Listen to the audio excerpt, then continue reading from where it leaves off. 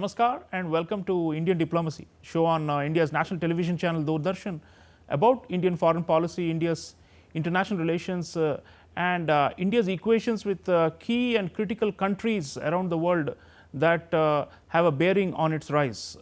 Viewers, in this episode, we are taking a close look at India's long, tortuous and convoluted relationship with its northern neighbor, the People's Republic of China.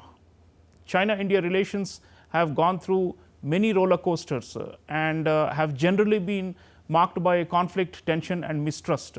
So, in light of recent developments, can we expect something different with regard to China-India relations, and is there hope for some kind of stability, if not friendship, between these two giants of Asia? That is the theme of this episode. And to discuss this, I am very privileged to introduce you to a very distinguished former diplomat and scholar, Ambassador Nirupama Rao. Ambassador Nirupama Rao served as India's foreign secretary. She was India's ambassador to China and to the United States, and held many other important positions for India around the world during a long career in the Indian Foreign Service. And after retirement, she has authored a very well regarded book called The Fractured Himalaya, and has been teaching at Brown and Columbia universities in the US, widely regarded commentator and scholar diplomat. Ambassador Rao, welcome to Indian Diplomacy. Thank you. Thank you so much, Sreeram. Good to be here and to join your show.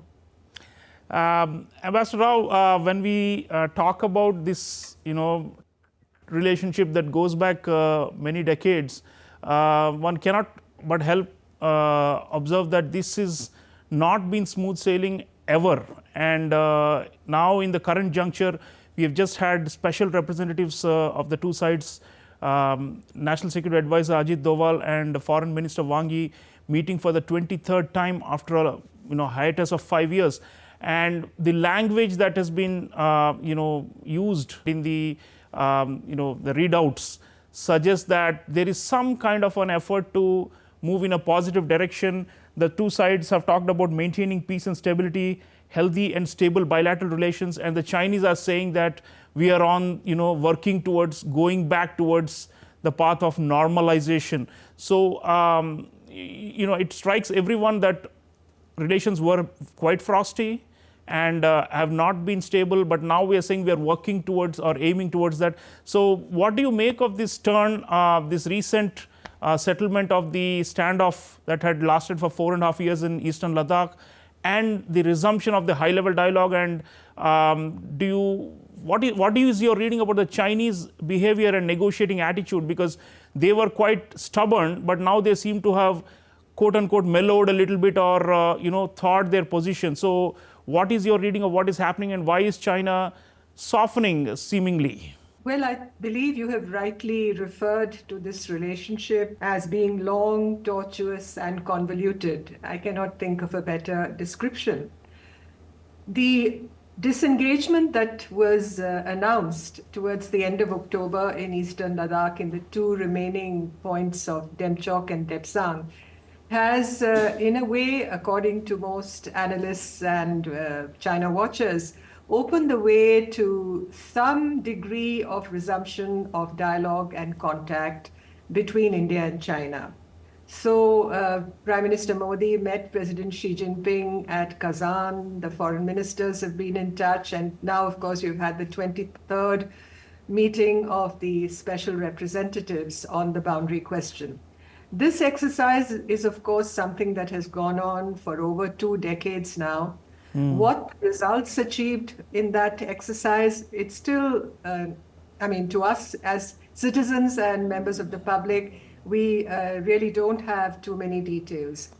Why there should be this change, as you referred to, in China's approach, whether this signals a transformation of its negotiating and strategic behavior, I believe it's too early to say. With the Chinese, nothing is transparent or clear, as you very well know. The levels of mistrust in this relationship, strategic mistrust in the relationship, still continue, and there is no way we can circumvent that or set that aside while referring to this resumption of dialogue. With the re-election of President Mr. Donald Trump to the highest office of the United States, further uncertainty, I believe, has been introduced into the US-China relationship. So in my assessment, there are stormy days ahead on that front, although Mr. Trump has been making soothing noises about Mr. Xi Jinping and has invited him to his inauguration. But on issues like tariffs, on issues like technology, and of course the constant elephant in the room, Taiwan, one really doesn't know what the outcomes will be. And in China itself, there is a domestic slowdown. You see headwinds and more gray skies. In many ways, peak China, as they call it, has been reached. And the question is, has Xi Jinping lost his mojo? Peak China has been reached, and maybe they're looking for some kind of strategic relief, at least on the Indian side. So that could potentially explain this, what seems like they're relenting and they've pulled back troops from strategic location like Depsang and Demchok, as you are saying, which is of course good news for us. But like you are saying, because it's very opaque, it's always looking behind the bamboo curtain and we don't know what is happening. On the boundary question, Ambassador Rao, while you have been ambassador there and while you're foreign secretary, of course, you saw this very closely. This is not a new phenomenon, these talks that have been happening. And the real question is, does China want to settle it once and for all? I mean, many people are skeptical that they really want to end the row with India once and for all. It's a long line of actual control. We say it is 3,488 kilometers. They say it's only 2,000 kilometers. Even the claims are different.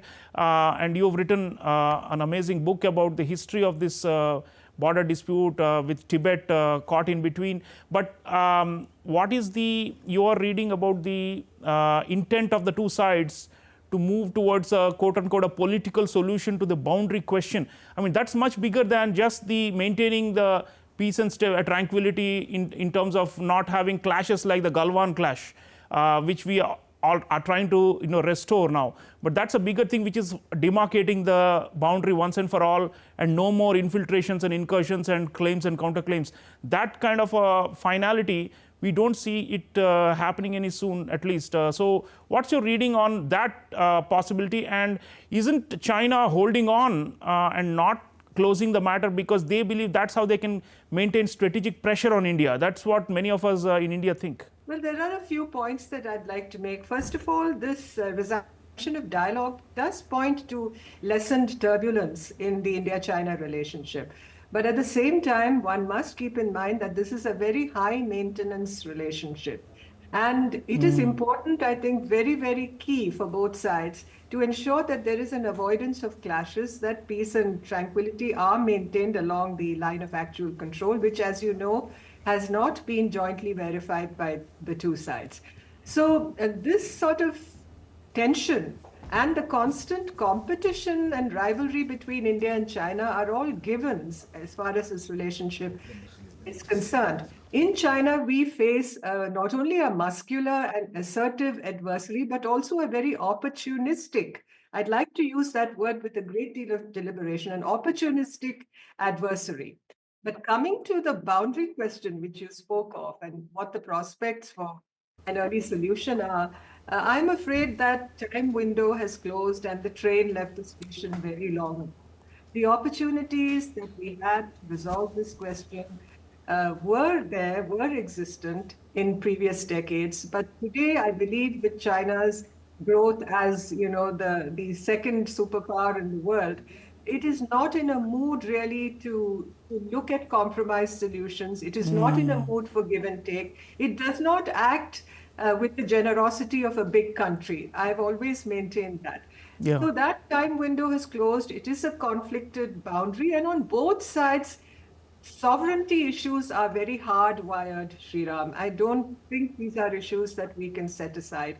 And therefore, what the prospects for settlement of this boundary question are, I wish I could give you a positive answer, but yeah. It would be unfair to the viewers for me to hold out hopes on that front. Sure.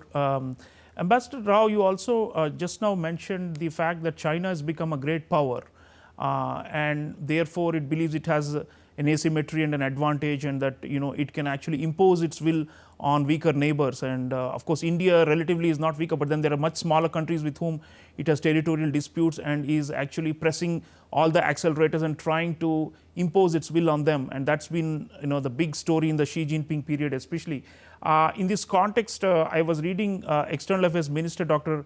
Subramaniam Jaishankar's comments recently, where he said the world is changing, India and China are changing, and their relationship with the world is changing, and the relationship with each other is also changing, and therefore he said finding equilibrium with China is not going to be easy. It's a very complex thing. So this word equilibrium, I mean, they are saying we are going back to a stability, or we are trying to restore stability, but equilibrium is something probably deeper and more lasting. And on that front, this power differential, you're right to say that now they are ahead, but then if you see the prognosis, you already mentioned the economic weakness and the slowdown in China, and India is growing much faster than China right now. So if we sustain this and the gap closes, what would that do to the relationship? I mean, would they be more insecure? Because there are all these theories of the Thucydides trap and so on, where the reigning hegemon does not accept a rising power to catch up or to be equal. So could it actually introduce more tension? Or because if they wait longer, then India will be catching up with them, isn't it? So why don't they settle with us sooner on this matter? I couldn't agree with you more, but the fact is that China seems to be taking a very rigid and obdurate position on this issue, and this has been the case, in fact, over the last two and a half decades. I don't believe, although I'm not privy to the discussions on the boundary question, since I'm a retired citizen nowadays, and we really don't know whether the Chinese have given any indication of whether they are prepared to settle this question, whether they are prepared to take into account India's very legitimate concerns on this issue. We really don't know. But in the interregnum, I think India is wise while it embarks and has embarked on this path of rapid economic growth and addressing the needs of our population, particularly the younger sections of the population. I think we have enough to focus on, and therefore the practice of pragmatic diplomacy with China, while being constantly prepared militarily for clashes on the border, on the LAC front, I think we have to be able, and that is where the question of equilibrium also comes in. That is where the question of creating that perfect balance is relevant. So we have to keep these questions in mind, and questions of peace and security, of war and conflict between India and China, even though the power differential with China, as far as we are concerned, is still quite a lot that we have to bridge. But the countries in the region regard this relationship as being very key for peace and stability, in not only within the Indo-Pacific, but also for the world. And I think the advice of the Chinese strategic analyst, and some call him China's Kautilya, said long ago, Sun Tzu said, keep your friends close, but your enemies even closer. Your adversaries even closer. So I think in that sense, it is wise on India's part to engage with China. Yeah, we engage, but of course we are realistic and not building any castles in the air about the engagement itself generating solutions. Let me bring in the US factor now. Ambassador Rao, you've also been ambassador to the US. You've seen both the great powers at very close quarters in your career and continue to follow it. Now, the Chinese argue that the US has a containment strategy to keep China down, and they alternate between saying that India is a pawn or a puppet of the US which is being used against them, and sometimes they say we praise India because it's independent and it's not a camp follower of the US. You have this schizophrenic reaction you keep hearing from the Communist Party and their mouthpieces.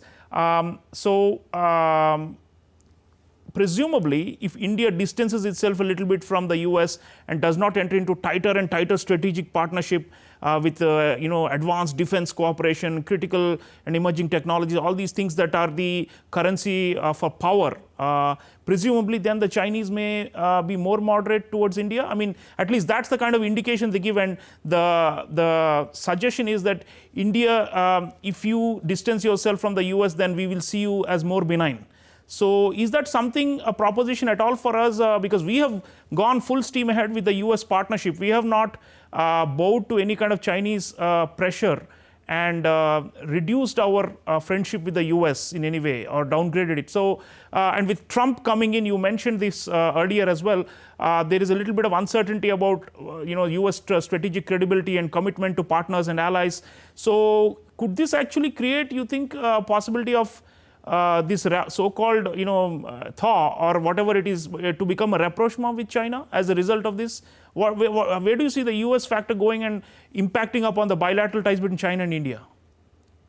Talking of the impending Trump presidency, whatever one has heard in terms of statements from Mr. Donald Trump post his re-election, I think have been quite sober reflections on the state of the world. So I would say we should hold our horses.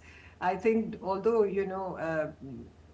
Mr. Trump has been preceded by a certain reputation, particularly when you look at all his campaign statements, I think whatever he has been telling the world after his re-election, I think is quite sober. He's spoken of peace with strength.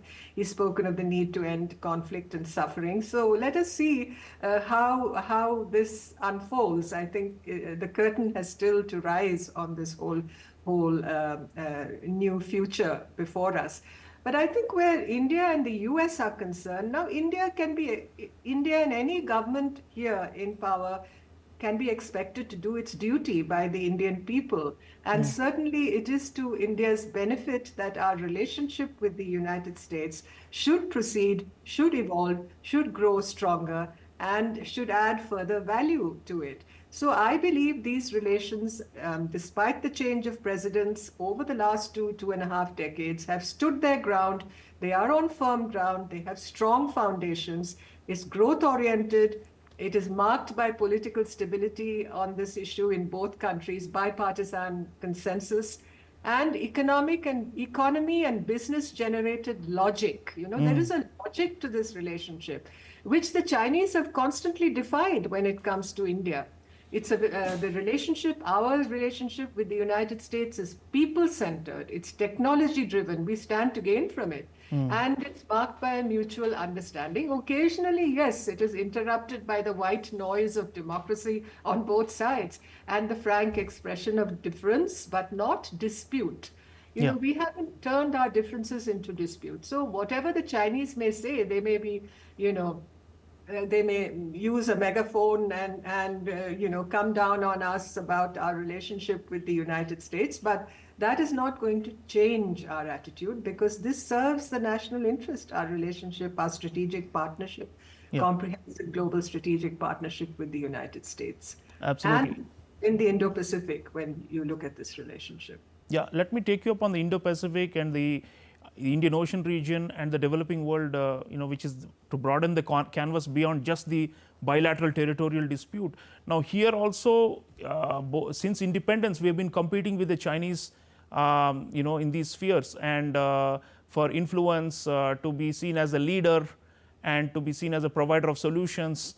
And of course, the Chinese have stolen a march over us in recent decades because they have grown so fast and they have so much surpluses to invest through their Belt and Road Initiative and their, the debt trap diplomacy and all those things. They have actually gained a foothold, or much more than that, in the developing world. So here, the competition, Ambassador Rao, obviously is not going to die down just because we are maintaining peace and stable tranquility at the border, right? This is a broader thing. This is a global thing, and the ambition of both the countries to be, right up there as the leaders. So here, how do you see the competition unfolding in the years to come, irrespective of the border issue, which of course is more technical, but this is a broader geopolitical and geoeconomic competition.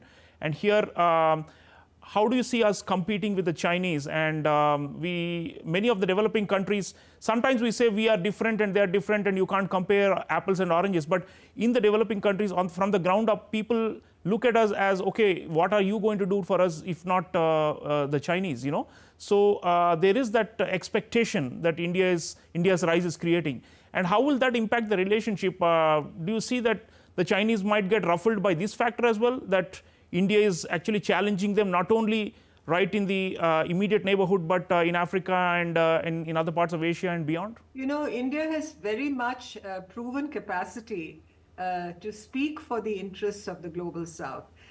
You know, we are not proclaiming ourselves or are not self-proclaimed leaders of the global South. It's not that we seek to dominate the South. We don't have hegemonic aspirations.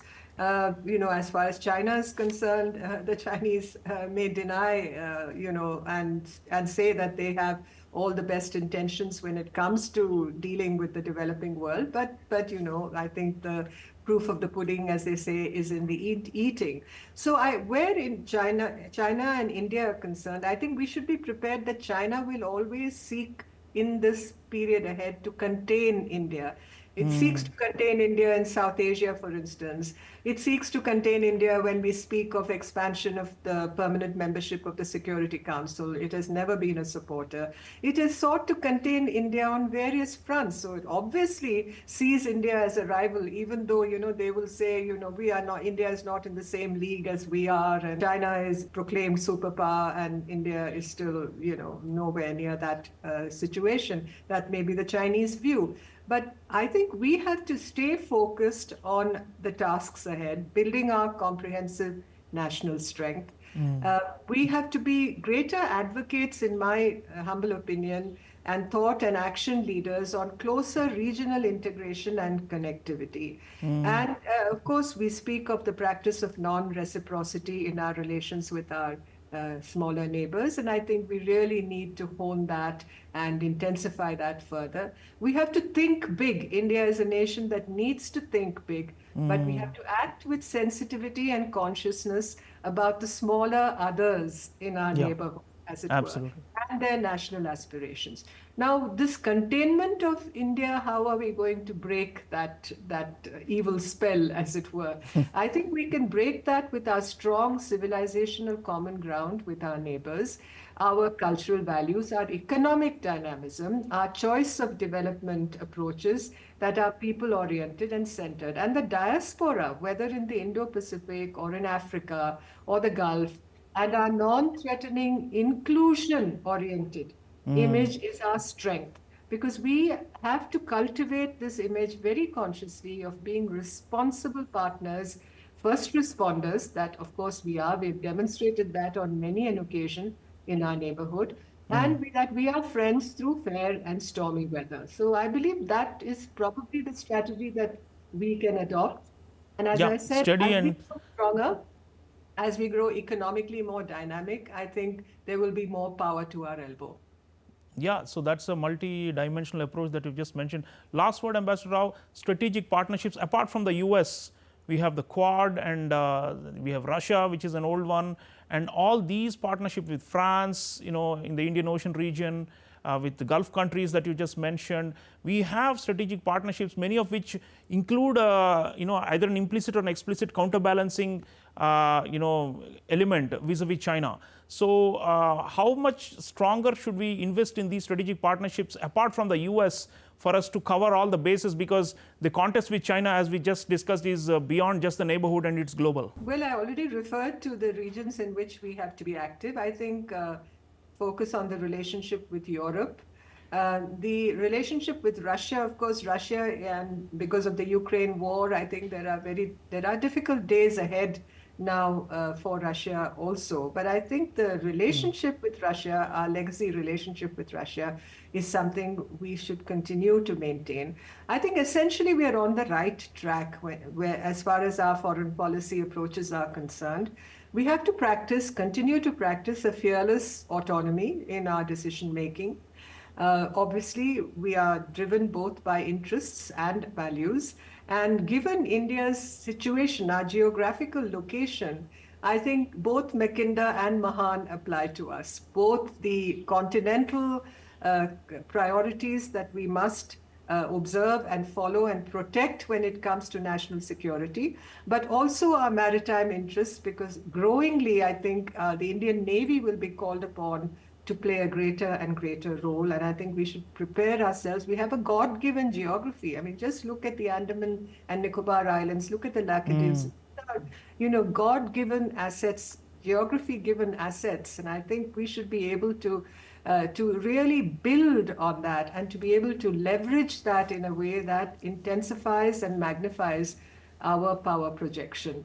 And ultimately, I think we should be the beacon for the region of a thriving inclusion, democracy, and open society, open market, and in many ways, a leader of the free world. America, often talks of itself as a leader of the free world. But given the fact that we are the largest country, the largest democracy, I think we can also aspire to be that, a leader of the free world, that we are not China. Recently, there was a survey undertaken, in fact, the Takshashila Institution in Bangalore had undertaken a survey, and where, the people surveyed, the Indian National surveyed, said, of course, that the boundary question in our relationship with China has a lot of, importance and priority, but also that if China were a democracy, if it were an open society, we would have prospects of a much better relationship.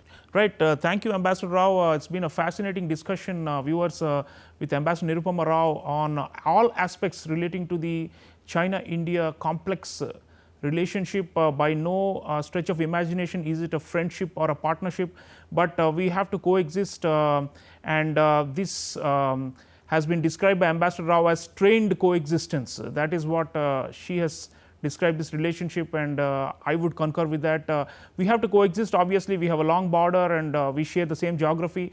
We have to avoid war, and we have to manage the conflict and the competition. That's the best case scenario, actually. There is very little prospect of China and India actually going to another stage where they can trust each other. Or maybe if there is a regime change and if China becomes a democracy, we can think about a new chapter altogether, but that does not seem to be realistic at present. So given these differences in our political culture, our values, and also the clashing ambitions and the nationalism in both countries, you can expect that the border conflict, the broader regional competition in the Indo-Pacific and beyond, all these will continue to simmer, and occasionally we will have crisis, and we should be prepared for crisis. Ambassador Rao mentioned that as well. So let's keep our eyes wide open, blinkers off, and of course we will sit with the Chinese. Of course we will have dialogue with them round after round after round. Let's not miss the interface, and that has its own advantages of just checking out what the adversary thinks and says. But then we also have to prepare. We also have to prepare for all eventualities when it comes to China, and cannot be complacent. That's the message of the show. Do follow China-India relations. It's obviously critical for the security of Asia and of the world. I'll see you again next time. Until then, take care.